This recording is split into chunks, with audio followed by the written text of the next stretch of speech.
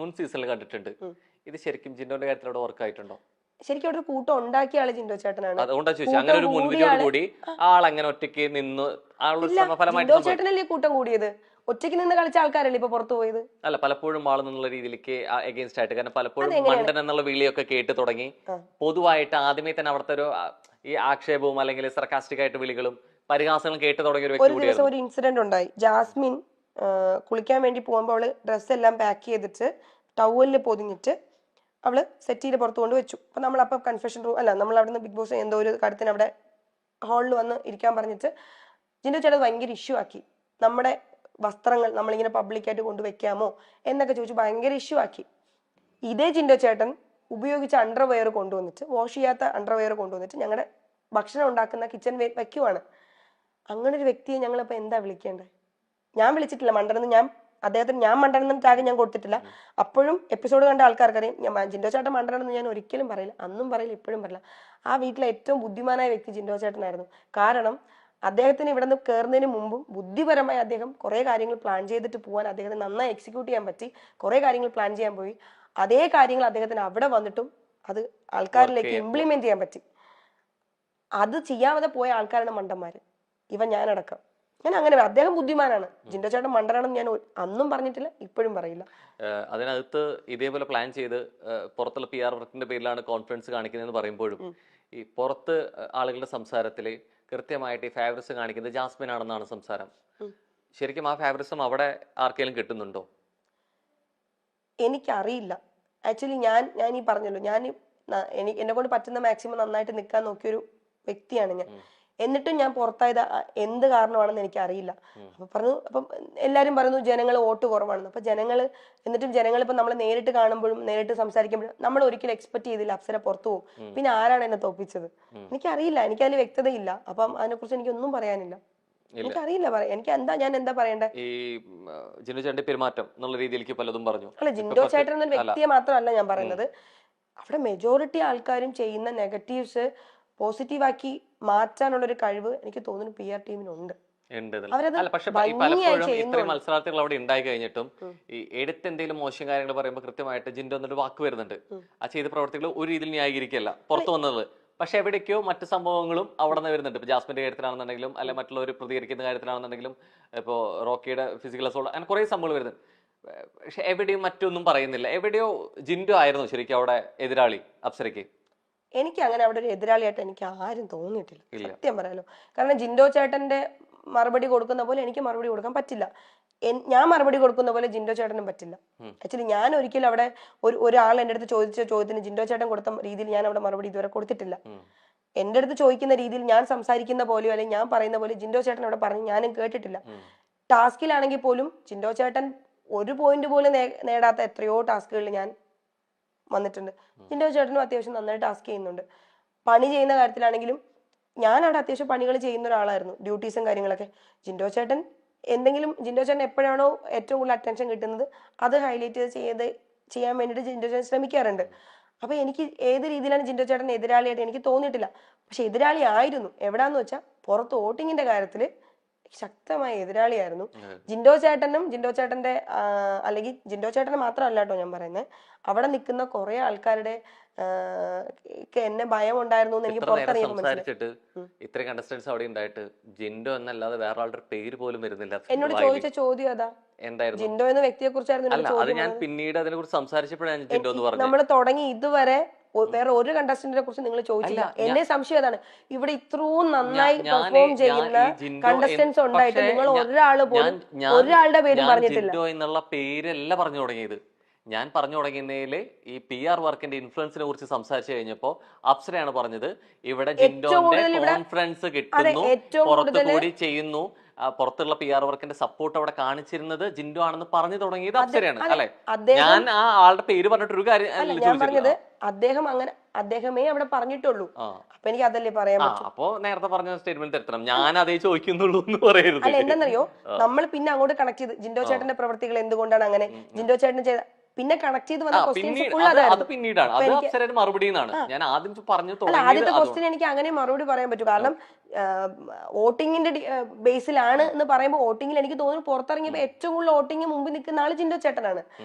അവിടെ വോട്ടിങ്ങിനെ കുറിച്ച് സംസാരിച്ച ആള് ജിൻഡോ ചേട്ടനാണ്. അപ്പൊ എനിക്ക് ജിൻഡോ ചേട്ടന്റെ പേരെ പറയാൻ പറ്റൂ. ഇപ്പൊ ജിൻഡോ ചേട്ടൻ ഇപ്പം സിജോ ചേട്ടൻ അങ്ങനെ പറഞ്ഞത് സിജോ ചേട്ടൻ മേ ബി ഉണ്ടാവുമായിരിക്കും, എനിക്ക് അറിയില്ല. സിജോ ചേട്ടൻ അവിടെ എന്റെ ചെവിയിൽ ഞാൻ കേട്ടിട്ടില്ല. സായി ചേട്ടൻ ഉണ്ടാവുമായിരിക്കാം, സായി ചേട്ടൻ അങ്ങനെ പബ്ലിക്കായിട്ട് പറഞ്ഞ ഞാൻ കേട്ടിട്ടില്ല. ജാസ്മിൻ ഉണ്ടാവുമായിരിക്കാം, ജാസ്മിൻ അങ്ങനെ പറഞ്ഞ ഞാൻ കേട്ടിട്ടില്ല. നന്ദനയ്ക്ക് ഉണ്ടാവുമായിരിക്കാം, നന്ദന പറയണ ഞാൻ കേട്ടിട്ടില്ല. നോറയ്ക്ക് ഉണ്ടാവുമായിരിക്കാം, നോറ പറഞ്ഞ് ഞാൻ കേട്ടില്ല. ഇത് പറഞ്ഞ വ്യക്തി ജിൻഡോ ചേട്ടൻ ആയതുകൊണ്ടാണ് ഞാൻ അദ്ദേഹത്തിന്റെ ഇപ്പൊ അദ്ദേഹം തല്ലി ഒരാളെ ഇപ്പൊ ഞാൻ നിങ്ങളെ തല്ലുവാണ്, ഇപ്പൊ ഇവിടെ നിൽക്കുന്ന ബാക്കി ക്രൂ മെമ്പേഴ്സിന്റെ പേര് പറയാൻ പറ്റില്ലല്ലോ, തല്ലി എന്റെ പേരല്ലേ പറയാൻ പറ്റൂ. ജിൻഡോ ചേട്ടനാണ് ആ സ്റ്റേറ്റ്മെന്റ് പറഞ്ഞത്. സോ ജിൻഡോ ചേട്ടന്റെ പേര് അവിടെ വന്ന് നമ്മൾ അവിടെ എങ്ങനെ ഗെയിം കളിക്കുന്നതിന്റെ ഒപ്പം തന്നെ പുറമെ നമുക്ക് എങ്ങനെ എത്രത്തോളം ഈ ഇഷ്ടകരം വരുന്നത് ശരിക്കും ഇൻഫ്ലുവൻസ് ചെയ്യുന്ന കൂടിയാണ്. ഒരുപക്ഷെ നമ്മുടെ പേഴ്സണൽ മാറ്ററുകളാണെന്നുണ്ടെങ്കിലും നമ്മുടെ പാസ്റ്റ് ആണെങ്കിലും ഒക്കെ ഇത് കണക്ട് ചെയ്ത് എടുക്കുന്ന കാര്യങ്ങളാണ്. ഒരുപക്ഷെ അതുകൊണ്ടാണ് എന്റെ ചോദ്യത്തിൽ നേരത്തെ വന്നത്. കാരണം പുറമെ എന്നുള്ള പലരുടെ കമന്റ്സിലും വന്ന കാര്യമായിരുന്നു ആൽബിയുടെ പ്രസ്താവന എന്തുകൊണ്ട് അല്ലെങ്കിൽ ശരിയായോ തെറ്റായോ രണ്ട് രീതിയിലും വ്യാഖ്യാനിച്ചിട്ടുണ്ട്. അതുകൊണ്ട് ആ ചോദ്യം വന്നു. എവിടേക്കോ അപ്സരയുടെ പേഴ്സണൽ ലൈഫിലെ പാസ്റ്റ് അല്ലെങ്കിൽ മുൻ റിലേഷൻഷിപ്പ് എന്നുള്ള രീതിയിലേക്ക് ഇത് കണക്ട് ചെയ്ത് വന്നിട്ടുണ്ടോ ശരിക്കും ഈ ആളുകളുടെ ഇഷ്ടത്തിലും സംസാരത്തിലും? ഇപ്പോൾ ഏറ്റവും ഉദാഹരണം പറയും, ജാസ്മിൻ ഗബ്രിയുടെ വിഷയത്തിൽ ഇത്രത്തോളം വിവാദമായിട്ടുള്ള ഒരു കാര്യം വന്നത് ജാസ്മിൻ കമ്മിറ്റഡ് ആയിരുന്നു എന്നുള്ളതാണ്. അതിൽ ഫാമിലിയുടെ സൈഡിൽ നിന്നുള്ളതും മുൻ അതായത് എക്സിന്റെ കമ്മിറ്റഡ് ആയിരുന്ന ഒരാളുടെ കാര്യത്തിലും പ്രസ്താവനകൾ വന്നു. അപ്സരയുടെ കാര്യത്തിലും എന്നുള്ള രീതിയിലേക്ക് ഇത്തരം വിവാദങ്ങൾ ഉണ്ടാവുന്നത് ഇതൊക്കെ ശരിക്കും ബിഗ് ബോസിനകത്ത് നിൽക്കുമ്പോൾ ബാധിക്കുന്ന കാര്യങ്ങളാണോ? സത്യസന്ധമായിട്ട് പറഞ്ഞാൽ എനിക്ക് ആ വിഷയത്തിൽ പ്രതികരിക്കാൻ താല്പര്യമില്ല. എന്താണെന്നറിയോ, ഞാൻ ഈ ലോകത്ത് എനിക്ക് ആൾക്കാരുടെ പ്രീതി കിട്ടാനോ അല്ലെങ്കിൽ എനിക്ക് ആൾക്കാരുടെ സപ്പോർട്ട് കിട്ടാനോ വേണ്ടിയിട്ട് ഞാൻ ഒരിക്കലും ഒരു വ്യക്തിയുടെ പേര് ഞാൻ ഒരിക്കലും പരാമർശിച്ചില്ല. കാരണം അദ്ദേഹം വേറൊരു വ്യക്തിയാണ്, അദ്ദേഹത്തിന് ലൈഫുണ്ട്. ഞാൻ കടന്നുപോയ ഒരു ലൈഫിൽ ഞാൻ അനുഭവിച്ച കാര്യങ്ങളെ കുറിച്ച് ഞാൻ പറഞ്ഞിട്ടുണ്ട്. അത് ഞാൻ പറഞ്ഞത് അത് സമൂഹത്തിൽ ഒരുപാട് ആൾക്കാർക്ക് അറിയാം, നിങ്ങൾക്കും അറിയാം. ഒരുപാട് പെൺകുട്ടികൾ അനുഭവിക്കുന്നുണ്ട്, ഒരുപാട് പെൺകുട്ടികൾ അനുഭവിച്ച കാര്യമാണ്. അത് കുറെ ആൾക്കാർക്ക് തുറന്നു പറയാൻ മടിയാണ്. എന്താ കാര്യം എന്നറിയോ, ഞാൻ തുറന്നു പറഞ്ഞപ്പോ എനിക്ക് ഓപ്പോസിറ്റ് കിട്ടിയത് എന്താണ്? ഇവർ സ്ത്രീകളടക്കം എനിക്ക് എതിരാണ് സംസാരിച്ചത്. ഞാൻ വീണ്ടും വീണ്ടും ഇത് ആവർത്തിക്കപ്പെടുമ്പോഴും എനിക്ക് വീണ്ടും വീണ്ടും സപ്പോർട്ട് കിട്ടുമെന്നുള്ള പ്രതീക്ഷ കൊണ്ടല്ല ഞാൻ എനിക്ക് ഓപ്പോസിറ്റ് വന്നപ്പോൾ പോലും ഞാൻ ഒരു സോഷ്യൽ മീഡിയ പോയിരുന്നിട്ടും ഞാൻ എന്നെ ന്യായീകരിച്ച് എന്നെ മറുപടി കൊടുക്കാത്ത ഒരാളാണ്. കാരണം എന്ന് വെച്ചാൽ എനിക്ക് വ്യക്തമായ ധാരണയുണ്ട് എനിക്ക് ഒരിക്കലും സപ്പോർട്ട് കിട്ടില്ല നമ്മുടെ സമൂഹത്തിൽ നിന്ന്. എന്തുകൊണ്ടാണ് പിന്നെ വീണ്ടും വീണ്ടും അത് പറയുന്ന വ്യക്തികൾക്കെതിരെ മാത്രം അറ്റാക്ക് ഉണ്ടാകുന്നത്? പറയുന്ന വ്യക്തികൾക്ക് എന്ന് പറയുന്നത് എനിക്ക് വ്യക്തമായില്ല, മനസ്സിലായില്ല. ഞാൻ എന്റെ ലൈഫിൽ ഞാൻ കടന്നുപോയ ഒരു മോശം സാഹചര്യത്തെ കുറിച്ച് മാത്രം ഞാൻ പറഞ്ഞു. ഇതിനു മുമ്പ് ഞാൻ ഒരു അവസരത്തിൽ പറഞ്ഞു. അപ്പോഴും ഏറ്റവും കൂടുതൽ അറ്റാക്ക് നേരിട്ട വ്യക്തി ഞാനാണ്. എന്തുകൊണ്ട് ഒരാള് പോലും ആ ചെയ്ത വ്യക്തിക്കെതിരെ സംസാരിച്ചില്ല? അത് കഴിഞ്ഞു. അന്ന് ഞാൻ വന്നിട്ട് അല്ല, ഞാൻ പറഞ്ഞ സ്റ്റേറ്റ്മെന്റിനെ കുറിച്ചിട്ട്. അത് കഴിഞ്ഞിട്ട് ഇപ്പൊ ഞാൻ ബിഗ് ബോസിൽ പോയ സമയത്തും ഞാൻ പറയാൻ ശ്രമിച്ചത് ഇത്രയേ ഉള്ളൂ. ഒരുപാട് അവസരത്തിൽ എന്നെ പോലെ ഞാൻ ഒരുപാട് പെൺകുട്ടികളെ ഞാൻ അനുഭവിച്ചതുപോലെ റെപ്രസെന്റ് ചെയ്ത് ആ പ്ലാറ്റ്ഫോമിൽ പോയൊരു പെൺകുട്ടിയാണ് ഞാൻ. ഒരുപാട് സമയത്ത് തോറ്റുപോയ ഒരാളാണ് ഞാൻ ലൈഫിൽ. കാരണം ഒരുപാട് ആൾക്കാരെ സ്നേഹിച്ചതിന്റെ പേരിൽ, സപ്പോർട്ട് ചെയ്തതിന്റെ പേരിൽ, കൂടെ നിർത്തിയതിന്റെ പേരിൽ, വിശ്വസിച്ചതിന്റെ പേരിൽ തോറ്റുപോയ ഒരാളാണ് ഞാൻ. അന്നും എനിക്ക് ഒറ്റ ലക്ഷ്യമാണ്. എൻ്റെ അമ്മ സത്യമായിട്ട് ഞാൻ പറയാം, ജെന്യൂനായിട്ട് ഞാൻ പറയാം, ഞാൻ ബിഗ് ബോസിൽ പോയ സമയത്ത് എനിക്ക് ഫെയിം ഉണ്ടാക്കണം, എനിക്ക് അങ്ങനെയല്ല, എനിക്ക് ജീവിക്കാൻ വേണ്ടി ഞാൻ എന്തു പണിയെടുക്കാനും തയ്യാറായ ഒരു വ്യക്തിയാണ്. ഞാൻ അങ്ങനെ പോയൊരു ആളാണ്. അവിടെ പോയ സമയത്ത് ഞാൻ പറഞ്ഞ എന്താണ്, നമ്മുടെ ലൈഫിൽ നമുക്ക് ഒരുപാട് പ്രശ്നങ്ങൾ ഉണ്ടാവും, ഇനിയും ഉണ്ടാവും, എനിക്കറിയാം നമുക്ക് ഉണ്ടാവും പ്രശ്നങ്ങൾ, മരണം വരെ ഉണ്ടാവും. പക്ഷെ ആ പ്രശ്നങ്ങൾ ഞാൻ ഭയങ്കര ഇതായിട്ടുള്ള ഒരാളാണ്. എന്തെങ്കിലും ചെറിയ കാര്യം വരുമ്പോൾ പോലും ഞാൻ പെട്ടെന്ന് എന്നെ എഫക്ട് ചെയ്യും.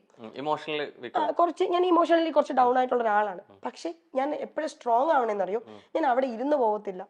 ഞാൻ അപ്പൊ ചിന്തിക്കുന്ന എന്താണ്, ഞാൻ ഇവിടെ ഇരുന്നാൽ എനിക്ക് ആരുമില്ല, എനിക്ക് കൊണ്ടുതരാൻ ആരുമില്ല, ഞാൻ കഷ്ടപ്പെട്ടാലേ എനിക്ക് ജീവിക്കാൻ പറ്റുള്ളൂ. ഞാൻ ഇങ്ങനെ ഇരുന്ന എന്നെ പറഞ്ഞ ആൾക്കാർ വിജയിക്കുകയും ഞാൻ തോറ്റു പോവുകയും ചെയ്യും. അങ്ങനെ തോക്കാൻ പാടില്ല, എനിക്ക് ജയിക്കണം, ഞാൻ സ്വപ്നം കണ്ട അടുത്തേക്ക് എനിക്ക് എത്തണം. ഞാൻ കഷ്ടപ്പെടാൻ തയ്യാറാണ്. എന്റെ സ്വപ്നങ്ങൾ അത്ര വലുതായത് കൊണ്ട്, ജീവിതത്തിൽ തോറ്റു കൊടുക്കാൻ പറ്റാത്തതുകൊണ്ട് ഞാൻ വീണ്ടും കഷ്ടപ്പെടാൻ തീരുമാനിച്ചു. ഞാനിത് പെൺകുട്ടികളോട് ഇത് അനുഭവിക്കുന്ന സ്ത്രീകളോട് തുറന്നു പറയാത്ത എത്രയോ സ്ത്രീകളുണ്ട്. ഞാനിത് അവരോട് പറയുന്നത് എല്ലാവരുടെ ലൈഫിലും ഉണ്ടാവും, എന്റെ ലൈഫിലും ഉണ്ടായി. പക്ഷെ അവിടെ നമ്മൾ വീണ് പോവരുത്. നിങ്ങൾ ട്രൈ ചെയ്തോണ്ടേ ഇരിക്കുക.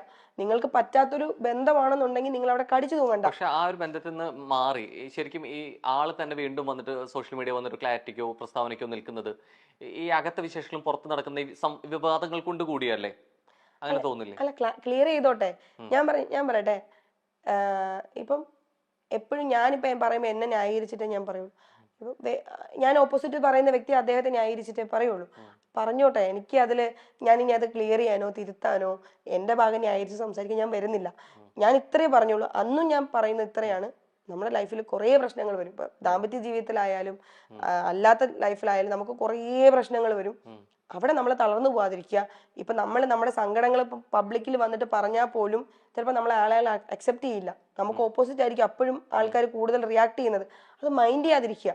അവര് ഇപ്പം അദ്ദേഹം ഞാൻ അപ്പോഴും പറഞ്ഞതല്ലോ, ഞാനിത് അനുഭവിച്ചിട്ടുണ്ട്. അതിനിപ്പോ ഇനി എത്ര വട്ടം ഇല്ല ഇല്ല ഇല്ല ഇല്ല എന്ന് പറഞ്ഞാലും ഞാൻ അന്ന് അനുഭവിച്ചതൊന്നും അത് ഇല്ലാതാവില്ല.